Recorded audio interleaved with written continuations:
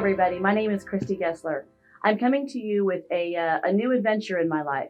I am preparing a series of podcast videos and other information down the line for you, having to do with a very sensitive subject, but a very personal one to me, and that is addiction, depression, and anxiety in real estate. Doesn't sound very exciting to start with, so I hope that my story along the way will inspire you and those that you know in our industry to maybe take a different look at yourself and where you're at. And I feel that one thing about being a leader in this industry is to be sure that you're giving back and recognizing something that maybe needs to be addressed and something that needs to be talked about. And I'm hoping that this series of podcasts begins a conversation and provides some resources to somebody out there that might be struggling as I was and as sometimes I continue to do. So I want to start this podcast by telling you a little bit about me, first of all. Hopefully you'll find something of interest along the way that will spur you to keep watching and engaging in this conversation.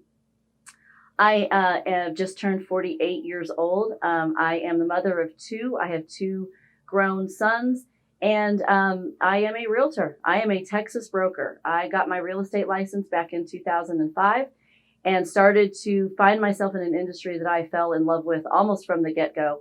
I believed passionately in government affairs and getting involved in the politics of real estate, and I found my niche. Through that process, I found that my life was going to unfold in a way that maybe I didn't see it unfolding previously. Real estate has a lot of riches and blessings in it, but there are also a lot of demons and things that when go wrong can go wrong very, very badly. So I found myself enjoying my real estate career and then fast forward to November 8th of 2017, and I will explain in detail why the number 8 is so important to me now, is when I found myself in a rehab facility, stripped down to nothing, literally and figuratively. We'll definitely talk more about that. And finding myself in a place of reinvention and time to really think about who I am and what I'm doing and what I'm doing to myself more specifically.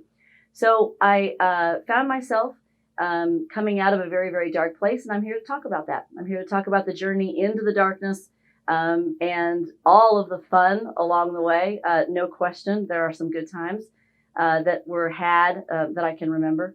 And I'm looking forward to sharing those with you as we go through these stories, and then hopefully trying to find a way, again, to connect through this dialogue. Real estate is, again, like I said, one of those industries that give you such blessings, but can also come with such stress, and a lot of anxiety can go along with it. So let's shed some light on it, shall we? Let's talk about some of the things that maybe we really need to have a dialogue about. One thing that inspired me to bring you these podcasts was the conversation about mental health and mental health issues in our country. I think we can all agree that that's definitely an important topic to be discussing. We don't discuss that in real estate.